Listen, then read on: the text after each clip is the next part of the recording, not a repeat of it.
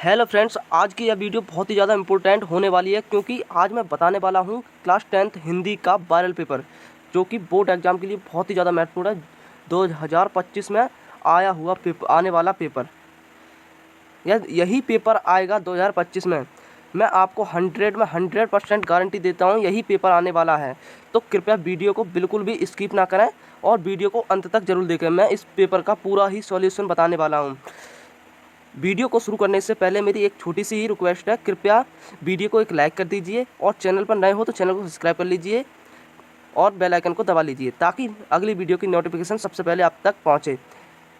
अगर ऐसे ही viral paper की वीडियो देखना चाहते हैं तो हमारे चैनल को सब्सक्राइब कर लीजिए। तो चलिए वीडियो को शुरू करते हैं, बने रहिए हमारे चैनल पर।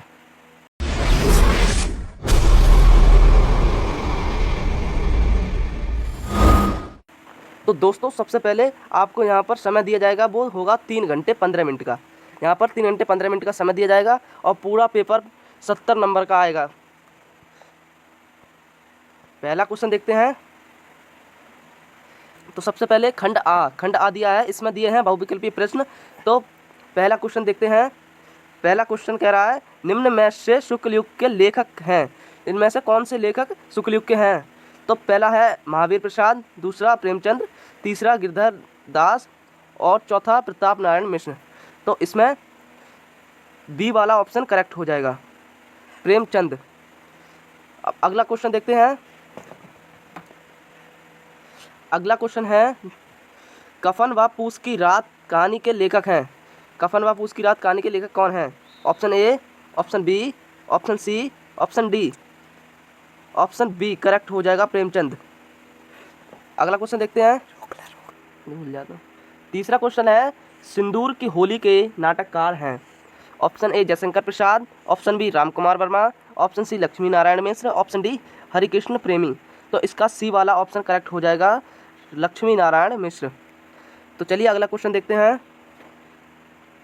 अगला क्वेश्चन है, रूस में 25 मास यात्रा व्रत के लेखक हैं।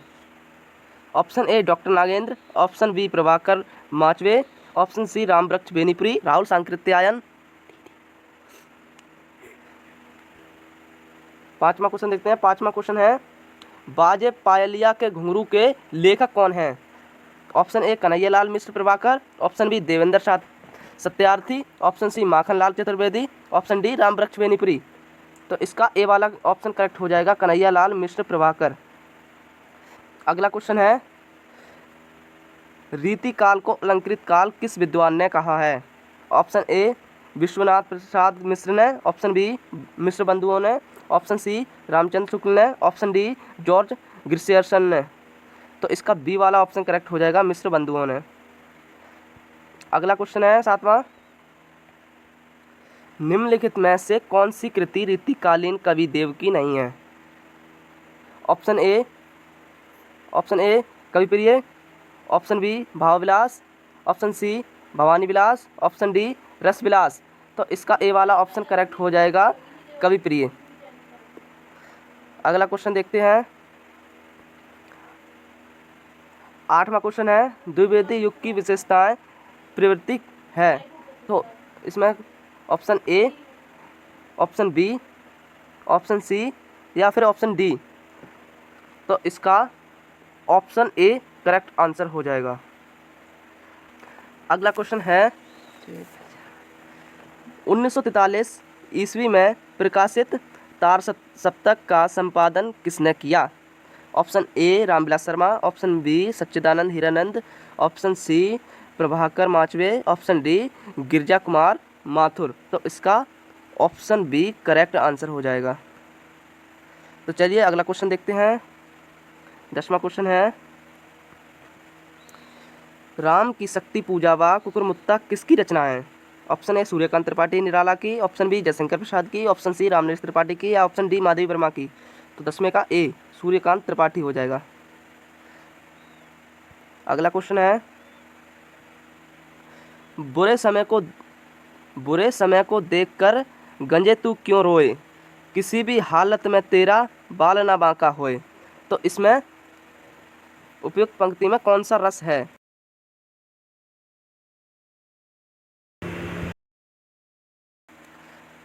उस काल मारे क्रोध के तन कांपने उसका लगा, मानो हवा के वेग से सोता हुआ सागर जगा। उपयुक्त रेखांकित पंक्ति में कौन सा अलंकार है? तो 12वें का सी वाला ऑप्शन करेक्ट हो जाएगा, उत्प्रेक्षा अलंकार। बिल्कुल मत बोलो। 13वां क्वेश्चन है, नीला सरोऊ श्याम तरुण अरुण बारिज नयन, कराऊं सो मम उर धाम सदा क्षीर सागर सयन। उपयुक्त पंक्ति में प्रयुक्त छंद है। ऑप्शन ए सोरठा, ऑप्शन बी दोहा, ऑप्शन सी रोला, ऑप्शन डी कुंडलिया। तो इसमें ऑप्शन ए करेक्ट हो जाएगा, सोरठा। अगला क्वेश्चन है, निम्नलिखित में से किस शब्द में अनु उपसर्ग का प्रयोग नहीं हुआ है? ऑप्शन ए अनुकरण, ऑप्शन बी अनुशासन, ऑप्शन सी अनुत्तीर्ण, ऑप्शन डी अनुवाद। तो इसका सी वाला ऑप्शन करेक्ट हो जाएगा, अनुत्तीर्ण। अगला क्वेश्चन है, 15वां क्वेश्चन है, नीलकंठ त्रिनेत्र त्रिभुज समस्त पद में प्रयुक्त समास है? ऑप्शन ए द्वंद्व, ऑप्शन बी बहुब्रीहि, ऑप्शन सी द्विगु, ऑप्शन डी अव्ययीभाव। तो इसका 15वां का क्वेश्चन हो जाएगा बी वाला करेक्ट हो जाएगा। 16वां क्वेश्चन देखते हैं। 16वां क्वेश्चन है, बादल का पर्यायवाची शब्द नहीं है। इसमें बादल का पर्यायवाची शब्द कौन सा नहीं है? ऑप्शन ए नीरतोद, ऑप्शन बी अम्बुदपायोद, ऑप्शन सी जलदपाथोद, ऑप्शन डी जलज पंकज। तो इसमें डी वाला ऑप्शन करेक्ट हो जाएगा, क्योंकि जलज पंकज कमल के पर्यायवाची शब्द हैं। अगला क्वेश्चन है 17वां, युष्मद सर्वनाम शब्द का तृतीय एकवचन रूप है? ऑप्शन ए युवाम, ऑप्शन बी त्वायाम, ऑप्शन सी त्वय, ऑप्शन डी तुभ्यम। तो इसका बी वाला ऑप्शन करेक्ट हो जाएगा, त्वा। अगला क्वेश्चन है 18वां क्वेश्चन है, आंधी आई और हम घर भागने लगे। रचना के आधार पर इस वाक्य का, थोड़ा छोटा कर लेते हैं, इस वाक्य का प्रकार है? ऑप्शन ए सरल वाक्य, ऑप्शन बी मिश्र वाक्य, ऑप्शन सी संयुक्त वाक्य, ऑप्शन डी इनमें से कोई नहीं। तो 18वें का सी वाला करेक्ट हो जाएगा, संयुक्त वाक्य। 19वां क्वेश्चन है, महात्मा बुद्ध ने विश्व को शांति का संदेश दिया। इस वाक्य का वाच्य बताइए। ऑप्शन ए कर्तव्य, ऑप्शन बी कर्मवाच्य, ऑप्शन सी भाववाच्य। तो 19वें का क्वेश्चन हो जाएगा ए वाला आंसर करेक्ट हो जाएगा।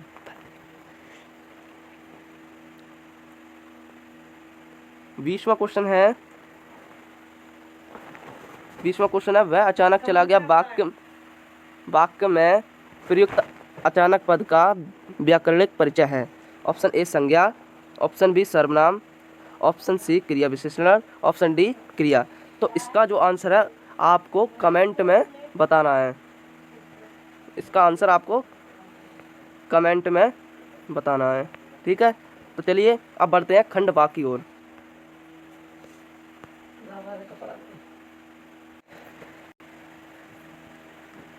चलिए अब देखते हैं खंड बा, वर्णनात्मक प्रश्न। तो खंड बा में है 21वां क्वेश्चन है, निम्नलिखित में से किसी एक गद्यांश पर आधारित सभी प्रश्न के उत्तर दीजिए। आपको इनमें से पहला, दूसरा, तीसरा, इन तीनों क्वेश्चनों के आंसर लिखने हैं। तो पहला क्वेश्चन है, उपयुक्त गद्यांश का संदर्भ लिखिए। तो आपको सबसे पहले ये देखना है किस पाठ से लिया गया है। आपने यह पाठ जरूर पढ़ा होगा, ईश्वरा की बड़ी बेटी का नाम निंदा है। तो ये ईश्वरा तू न गई मेरे मन से, उस पाठ का है। इसके लेखक रामधारी सिंह दिनकर हैं। तो आपको संदर्भ लिखना है, प्रस्तुत गद्यांश हमारी पाठ्य पुस्तक हिंदी के गद्य खंड में संकलित ईश्वरा तू न गई मेरे मन से नामक पाठ से लिया गया है और इसके लेखक रामधारी सिंह दिनकर जी हैं। बस आपको इतना ही लिखना है पहले में। और दूसरा है, रेखांकित अंशों की व्याख्या कीजिए। यहाँ से आपको लेकर यहाँ तक, आप चाहे पूरी भी कर सकते हैं, लेकिन आप चाहे तो यहीं तक रहने दें। आप यहाँ तक ही इसकी व्याख्या रहने दें। फिर आप, अगर आपको पहला समझ में नहीं आता है तो इसमें अथवा करके दूसरा भी दिया है।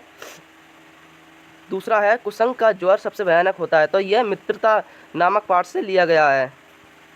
इसके लेखक तो आपको पता ही होगा कौन है, तो पहला है गद्यांश का संदर्भ लिखिए। इसका संदर्भ लिखा जाएगा, प्रस्तुत गद्यांश हमारी पाठ्य पुस्तक हिंदी के गद्य खंड में संकलित मित्रता नामक पाठ से लिया गया है या मित्रता नामक शीर्षक से लिया गया है।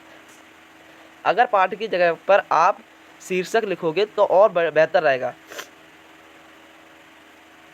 इसके लेखक आचार्य रामचंद्र शुक्ल जी हैं। आपको सेम उसी प्रकार से इसमें रेखांकित अंशों की व्याख्या कर देनी है, ठीक है। चलिए बढ़ते हैं अगले नेक्स्ट क्वेश्चन की ओर। अगला क्वेश्चन है 22वां क्वेश्चन है, निम्नलिखित में से किसी एक पदांश पर आधारित सभी प्रश्नों के उत्तर दीजिए। आपको इनमें से भी किसी एक का लिखना है। तो पहला है, चाह नहीं मैं सुरबाला के गहनों में गूंथा जाऊं। इसमें आपको पहला लिखना है पद्यांश का संदर्भ, ठीक है। तो ये पुष्प की अभिलाषा नामक पाठ से लिया गया है और इसके लेखक माखनलाल चतुर्वेदी हैं। माखनलाल चतुर्वेदी हैं। तो आपको इसका संदर्भ कैसे लिखना है, प्रस्तुत पद्यांश।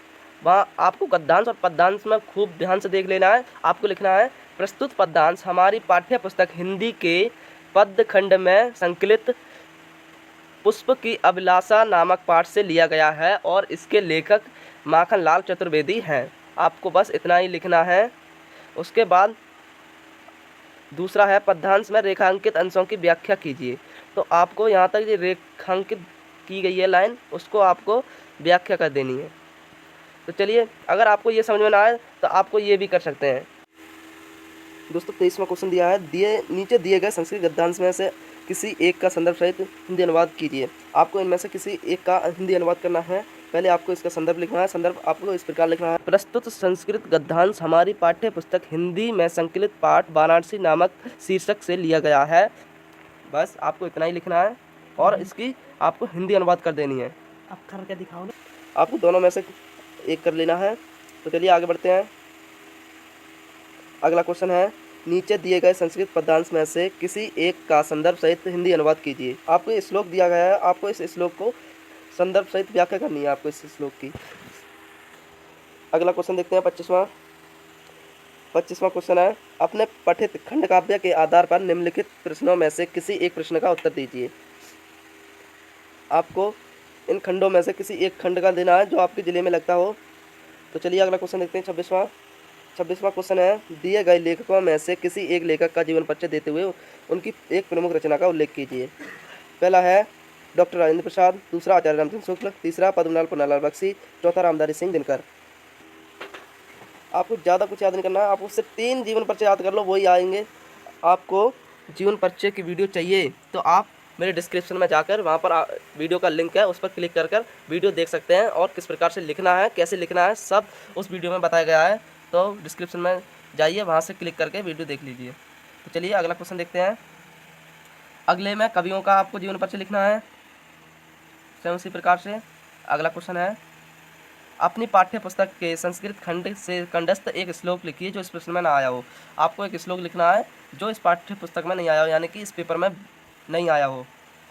अगला क्वेश्चन है, आपको अगले क्वेश्चन में आपको एक पत्र लिखना है और पत्र किस पर लिखना है वो देखिए। अपने यानी कि आपके विद्यालय के पुस्तकालय में हिंदी की पुस्तकों एवं पत्र पत्रिकाओं का अभाव है, इन्हें मांगने का अनुरोध करते हुए अपने विद्यालय के प्रधानाचार्य को पत्र लिखिए। आपको एक पत्र लिखना है इस पर। अगर आपको इस पर नहीं लिखा जा रहा है तो आप इसमें अथवा करके दूसरा भी दिया है, आप इससे लिख सकते हैं। अखिल भारतीय वाद विवाद प्रतियोगिता में प्रथम पुरस्कार विजेता मित्र को एक बधाई पत्र लिखिए। आपको एक पत्र लिख देना है। 29वां क्वेश्चन है, निम्नलिखित में से किन्हीं 2 प्रश्नों के उत्तर संस्कृत में दीजिए। आपको इन क्वेश्चनों के आंसर भी संस्कृत में ही देने हैं। ये 4 क्वेश्चन दिए हैं, आपको इनमें से सिर्फ 2 क्वेश्चन के आंसर देने हैं। तो अगला क्वेश्चन है 30वां क्वेश्चन है, निम्नलिखित में से किसी एक विषय पर निबंध लिखिए। आप चाहे सड़क सुरक्षा जीवन रक्षा पर लिख सकते हैं, मेरे सपनों का भारत, जल है तो कल है, सांप्रदायिकता एक अभिशाप, जीवन में कंप्यूटर का महत्व। आपको इनमें से किसी एक पर निबंध लिखना है। दोस्तों कैसी लगी वीडियो अच्छी लगी हो तो वीडियो को एक लाइक कीजिए और अपने दोस्तों में शेयर कीजिए, कमेंट कीजिए।